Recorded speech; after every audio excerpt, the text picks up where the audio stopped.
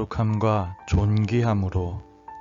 데살로니가 전서 4장 1절에서 12절 말씀. 그러므로 형제들아, 우리가 끝으로 주 예수 안에서 너희에게 구하고 권면하노니 너희가 마땅히 어떻게 행하며 하나님을 기쁘시게 할 수 있는지를 우리에게 배웠으니 곧 너희가 행하는 바라 더욱 많이 힘쓰라. 우리가 주 예수로 말미암아 너희에게 무슨 명령으로 준 것을 너희가 아느니라. 하나님의 뜻은 이것이니 너희의 거룩함이라.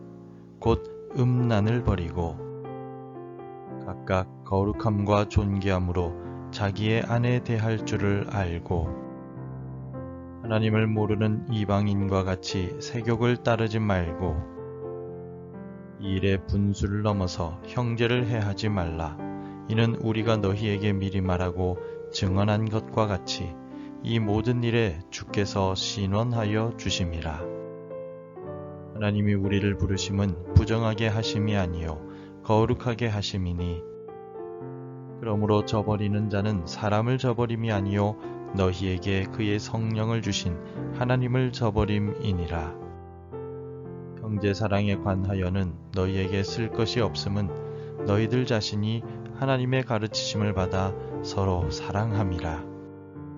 너희가 온 마게도냐 모든 형제에 대하여 과연 이것을 행하도다. 형제들아 권하노니 더욱 그렇게 행하고 또 너희에게 명한 것 같이 조용히 자기 일을 하고 너희 손으로 일하기를 힘쓰라. 이는 외인에 대하여 단정히 행하고 또한 아무 궁핍함이 없게 하려 함이라. 결혼하기 전에 아내가 다른 남자와 오랫동안 동거를 해왔음에도 불구하고 아내가 이 사실을 숨기고 결혼한 경우가 있었습니다. 결혼 후 남편이 이 사실을 뒤늦게 알았고 자신을 속인 아내와 이혼을 하려 하였습니다. 하지만 법적으로 과거에 다른 남성과 동거한 것만으로는 이혼 사유가 되기 어렵다라고 합니다. 그 이유로는 동거에 관한 오늘날의 인식이 개방적으로 변했기 때문이라 합니다. 한 결혼정보회사에서 결혼 전 동거에 대한 남녀의 생각을 조사했더니 남성 응답자의 70% 정도, 여성 응답자의 60% 정도는 결혼 전 동거는 장점이 더 많기 때문에 찬성한다 라고 대답했다 합니다. 오늘날은 동거하는 것이 장점이 더 많다고 생각하는 사람들이 많아졌습니다. 사도 바울이 복음을 전하던 당시의 사회는 매우 음란한 사회였습니다.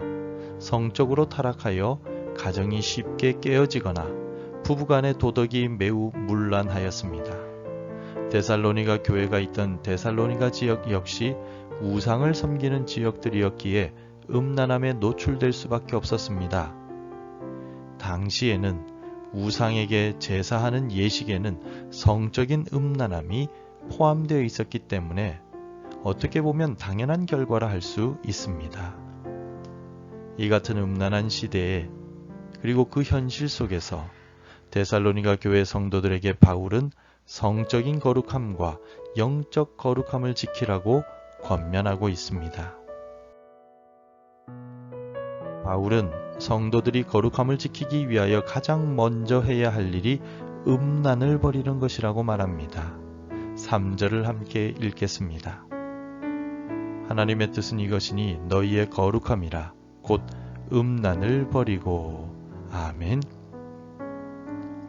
바울이 말하는 음란은 3절에서 거룩함과 반대되는 의미로 쓰였습니다.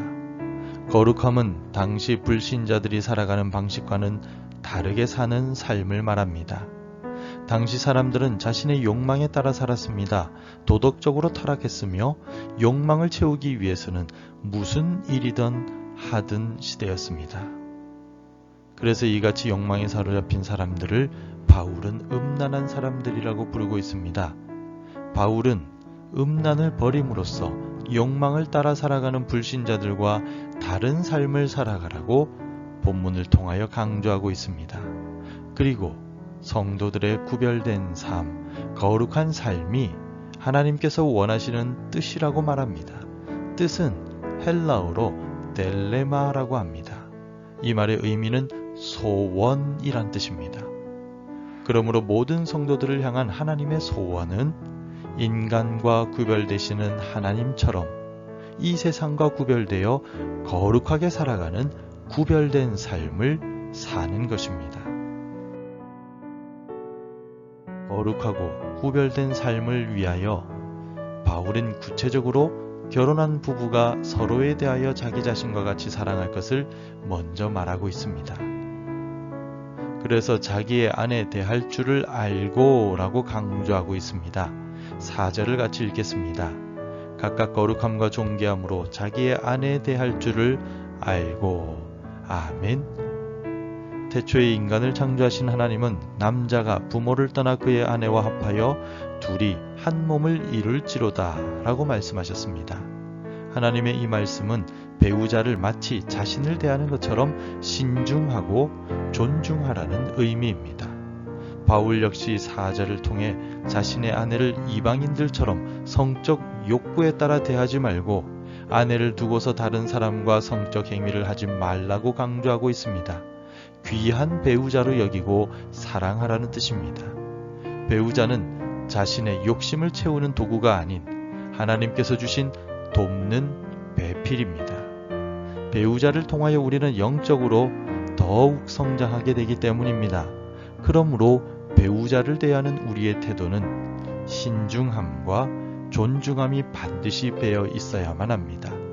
나의 배우자는 곧 나 자신임을 기억합시다. 성도 여러분, 바울은 오늘 본문을 통하여 하나님을 믿고 예수 그리스도의 은혜로 구원받은 성도들의 삶의 기본 자세에 대하여 말씀하고 있습니다. 성도들이 갖추어야 할 하나님을 향한 기본 자세는 거룩함입니다.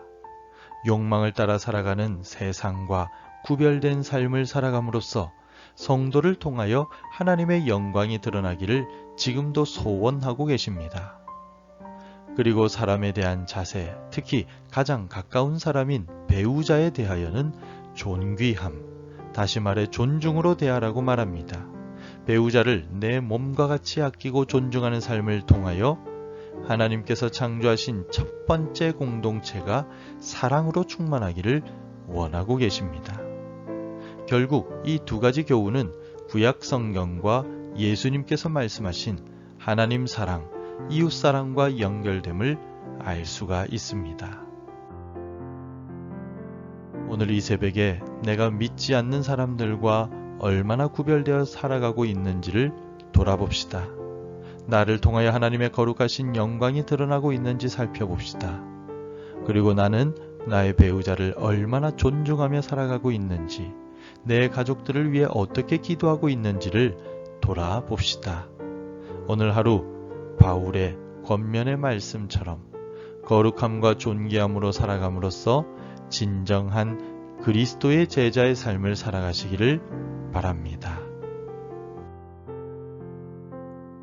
기도하겠습니다. 하나님, 복된 날을 주셔서 감사합니다.